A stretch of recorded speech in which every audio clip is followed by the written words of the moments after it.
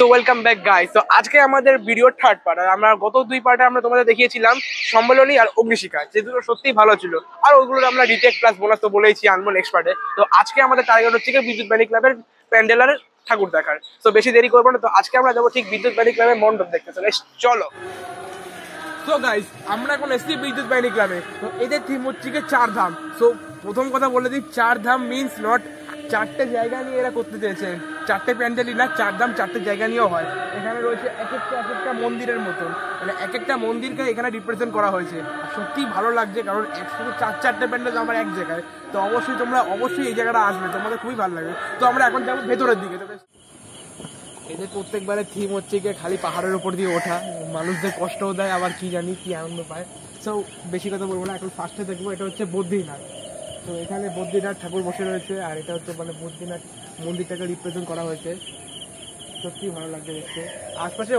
আশপাশের পরিবেশটা সুন্দর হয়েছে, একদম পুরো পাহাড় পর্বতের মতন, যেটা সত্যি ভালো লাগে। এত উঁচু জায়গা দিয়ে কোনো রকম কোনো প্যান্ডেল দেখতে সত্যি ভালো লাগে। সো গাইজ, এটা হচ্ছে গঙ্গোত্রী মন্দিরটা, আর এখানে গঙ্গা ঠাকুর বসে রয়েছে। মানে হিমালয়ের গোমুখ গুহা থেকে যে গঙ্গাটা এখান দিয়ে বেরিয়ে এসছে, সেই গঙ্গোত্রী হিমবাহ থেকে এই প্যান্ডেলটা সুন্দর হয়েছে, বা এই মন্দিরটাও দেখতে ভালো লাগছে। এখানে এক একটা করে চারটাকে এক এক করে বোঝাবো আমি, তার জন্য ঠিক আছে এখন। তো গাইজ, এটা হচ্ছে যমুনাত্রী প্যান্ডেলটা, বা প্যান্ডেল না, মন্দিরই বলতে পারি। এখানে যমুনা ঠাকুর বসে রয়েছে। এখানে দুর্গা পুজোর মধ্যে এতগুলো ঠাকুরকে রিপ্রেজেন্ট করা হচ্ছে, দেখতে সত্যিই ভালো লাগছে।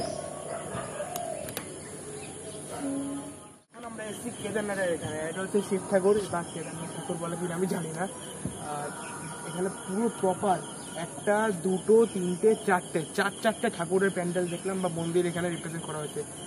এরকম ঠাকুর বানানো সত্যিই খুব সুন্দর লাগে। আর এখানে আশপাশটা দেখতেই পাচ্ছি, এখানে নারকেলের ছোবা দিয়ে একেবারে একদম ন্যাচারাল একটা পাহাড়ের ভিউ পয়েন্ট তৈরি করার চেষ্টা করেছে। তো আমরা এখন যাবো ভিতরের দিকে। তার আগে তোমাদের বলে দিই, শিব ঠাকুর সেটা এখন এই জায়গায় এসেছি। তো আমরা এতটা উঠতে ফাইনালি আমরা এই জায়গাটায় এসেছি। এখন আমরা যাবো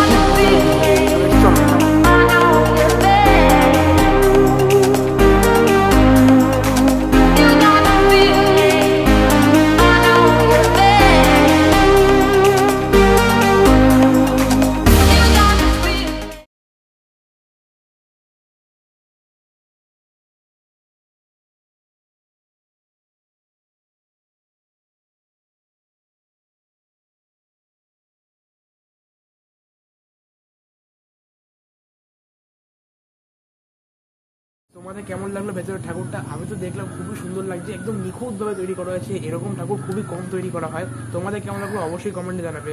তো গাইস, এইটা ছিল আমাদের থার্ড পার্ট। তো এখন তোমাদের জন্য বলে দিই, তোমাদের স্পেশালের জন্য আজকে আমি তাহিরপুরের যতগুলো ঠাকুর প্যান্ডেল, এই তিনটেই তো প্যান্ডেল নয়, এগুলো তো হচ্ছে বড় প্যান্ডেল।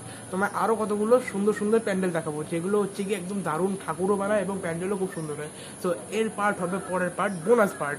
সেই বোনাস পার্টে আমি তোমাদের রিটেক প্লাস বোনাস, তোমাদের বলেছিলাম গত ভিডিওতে যে এক করে দেবো।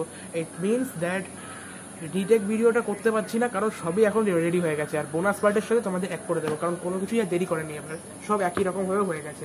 সো এখন এইটুকু বাকিটুকু হয়ে গেল, নেক্সট পার্টে আমরা বোনাস ভিডিওটুকু দেবো। সো কেমন লাগলো অবশ্যই কমেন্টে জানাবে, আর ভালো লাগলে ভিডিওটা লাইক, কমেন্ট এবং শেয়ার করতে অবশ্যই ভুলবে না। তো আজকের মতো এইটুকুই। Till then, by.